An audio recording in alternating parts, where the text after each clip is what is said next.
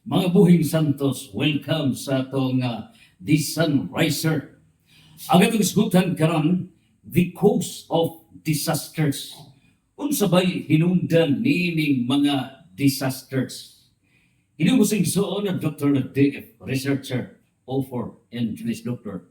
Mudapit ka ninyo nga atong pamalandungon nga no ba Lord? Nga no ba? Nga grabe na ang mga nagkadaiyang nga mga disasters sa nasod nga Pilipinas. Unya, kung atong hinumduman, sa pag-intra lang daan sa October 1, mibuto, mitayog ang linog mismo sa Cebu, diya sa Bugo City. Grabe. So, pag October 9, from Visayas, mi tayog ang Baguio City, Benguet Province, October 9, Luzon area. Unya, paghuman sa Luzon, pagkaugma, Ginoo ko, ang mitayog na sa mas dako gatayog sa linog, entire Mindanao Sentro sa Davao Oriental, pagka-October 10. So, Visayas, Luzon, Mindanao. Gipamalandong ni Dr. Rene Joseph Bolicer nga ang mapa gyud sa Pilipinas, maog sentro gyud ang Cebu niya. Nagpako, it's just like a bird, no? Langgam nga ang usa ka pako diya sa Luzon, ang usa ka pako diya sa Mindanao, gitayo pangutana. Ano ba ni? Unya, kini human sa nagsunod-sunod nga mga bagyo nga milupalukapa, Visayas, Luzon, etc. tibuok Pilipinas. Mga lunok, etc. Nang pangutana, unsa ba ni? Nganong nangitabo man kini? Wa ba'y labot kini sa atong mga pagpamalandong nga naabakay Ginoo nga magkapangutana ta, Lord, kinsa ba ni? Imuha ba ni nga magkapamalandong ba ta? Is there a divine connection nini karon nga mga kalamidad? O kung doon ay divine connection, buot pag ipasabot nga naamay na nga matay, naamay na nga angol, buot pag ipasabot nga gusto diyan Ginoo, nga naay mga angol, naay mga matay, dili ba? Ang Dios is a God of mercy. Dili ba ang Dios is a God of kaluoy? Unahain may kaluoy liinig na naamay na namatay. Mauni ang atong mga pangutana nga atong tugkaron. Atong kutluon karon ang Ezekiel chapter 13 verse 13 to 15. Ug unsa ang giingon ni propeta Ezekiel chapter 13 verse 13 to 15, niya ang iyang giingon. Busa, ang Ginoong Diyos nag-ingon kanila, tungod sa akong kapungot. In other words, there is a disciplinary anger of God. Nasuko ang Diyos, disciplinary anger of God. Ug naasab ka na sa Hebrew chapter 12, verse 5 to 10. Nang Diyos nga amahan, masuko ang amahan, mo disiplina gyud sa iyang anak, latuson gyud ang anak sa kasuko sa amahan. Unya ang atong Diyos nga amahan, dili man makita. Lahi sa atong paternal father, nga kung kita mag-abuso, mukuha ka naglatos silhig, latuson ta. And that is disciplinary anger. Kaya duha ka klase ng anger. Ang disciplinary anger and kanang gitawag og vindictive anger. Ang vindictive anger wala na itugot sa Dios. In the book of Matthew chapter 5 verse 45, na kanagingon nga kaniadto an eye for an eye, a tooth for a tooth, pero karon ignon ko kamo higugmaa ang inyong mga kaaway. Sa paghigugma sa mga kaaway, hate the sin but not the sinner. So, niining putuha sa Old Testament, sa daang balaod, kung dunay mga bugoy dunay mga dautan, dunay kanay mga dautan, pamatyon ang mga dautan. So, an eye for an eye, a tooth for a tooth. Pero, sa bag-o ng testamento, unsa bay bag-ong testamento mingon ng Dios nga higugmaa ang mga kaaway. So nakana sa Mateo 5 versikulo 43 ngadto sa 45, no? 43. Higugma ang imong mga higala ug dumti ang imong mga kaaway, balaod ka na kaniadto. Apan karon sultihan ko kamo higugma ang inyong mga kaaway o pagampo kamo alang sa mga tao nga nagsipasipala kaninyo. Mateo chapter 5 verse 44. So nining putuhan karon, lahi kay ang balaod karon higugmaa ang mga kaaway. The way to love our enemies is to hate the sin but not the sinner. So nining putuhan karon ang pangutana, ang BBM gikakontrahan sa katawhan. Number 1, Romaldes, kining Zaldico gikontrahan sa katawhan, pero ang balaod sa Dios naghigugmaa ang inyong kaaway. Ang pagigugma sa mga kaaway mao is to hate the sin but not the sinner. Na nagpangutana karon sa may labot niini ni Martin Romaldes, o sa may labot niini ni Zaldico, o sa may labot niini ni BBM sa mga disasters nga mga pangitabo niining kalibutan. Ni atong klaro ko nato. So, remember, kining nabahin na sa disciplinary anger.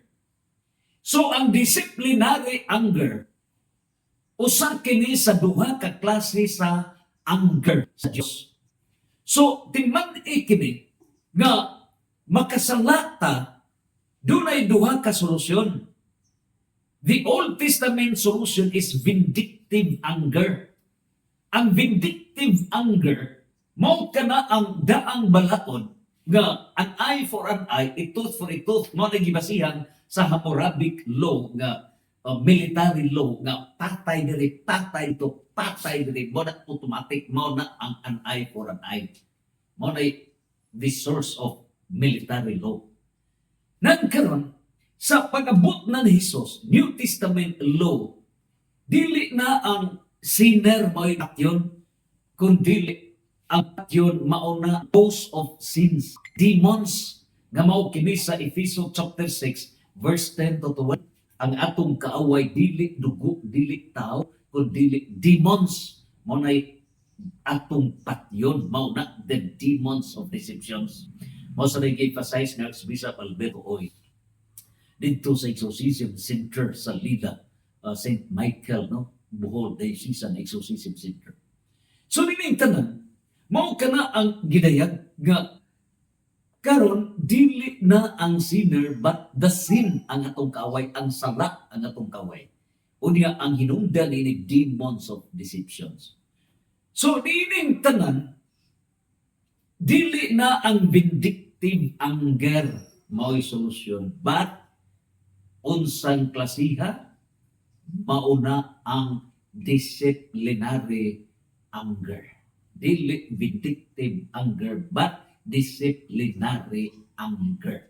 Karon, ang pangutana, unsa ba kining disciplinary anger? Sa disciplinary anger, duha sab na kabahin. Acts of God nga ang Dios na sa langit mao nay mo disiplina. That is step 2. O before sa step 2, naapay gitawag og authoritarian o gitawag og governmental disciplinary anger. So unsa ang governmental disciplinary anger? We have the government. O kining gobyerno, doon na may authority sa paghimo og mga balaod, legislative department. And supposedly, kanang maong mga balaod nga himuon sa mga magbabalaod sa Congress, sibo gud unta sa divine law, moral law, law of nature, natural law. Apan kun ang Congress maghimog mga balaod nga amaw nga mga balaod sama sa bawse, sama sa mga balaod nga ang mga bata nga magadis-adis mamatay, magmorder, etc. Dili na sinutan tal kulungo nga mga balaod, juvenile nga gihimo ng mga instrumento mga bata ka exempted na ngano kay kung dili exempted mga anak kana o mga dagko nga mga politiko. Kung dili sila gusto nga mapriso ang ilang mga anak, kung mapriso man, maapil kadaot ang ilang honor. Mauna nga, gihimo ka ng mga balawra. Mauna nga nakatimbalong ang gobyerno, ang Congress, na himong public enemy of the people as against the will of God. So mga balaod, na himong tambalos-los ang mga balaod. Useless, lost. So instead, the government is used to impose disciplinary anger against the sinners. Ang gobyerno nagahimo ng mga balaod to perpetuate the evils in this society. Nahimo na ang mga balaod para mga dautan mo pakuyanap sa atong nason o sa kalibutan. And therefore, failure ang gobyerno. The government is failure. O tungod kay failure ang government to impose governmental disciplinary anger. Nining puntuhan ni kuyanap ang mga tao sa kalibutan dili na maminaw sa Diyos. Dili na maminaw. Sa mga vote buying in every election, giwarningan ang katauhan na ayaw kamo pag-apil-apil nilang vote buying, vote stealing because it is a contract between the demons. The demonic candidates and demonic voters, the people did not hear, did not mind. So ang mga tao na himong biktima sa mga demons, o naa ka na sa 2 Thessalonica chapter 2, verse 10 to 12. If the people shall never listen to God and His authorities, then the angels shall left ang mga anghel mutalikod kanila.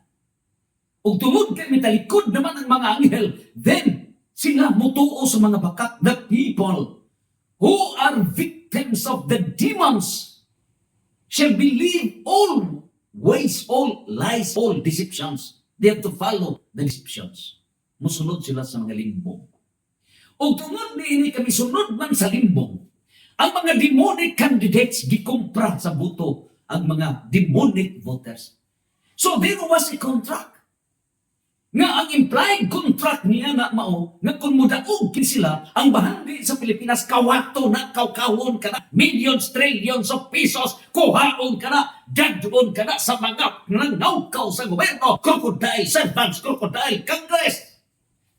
That is the resulting contract. Nga nung hitabo na, Thessalonica chapter 2 verse 10 to 12. Patagam sa mga tao. Patagam.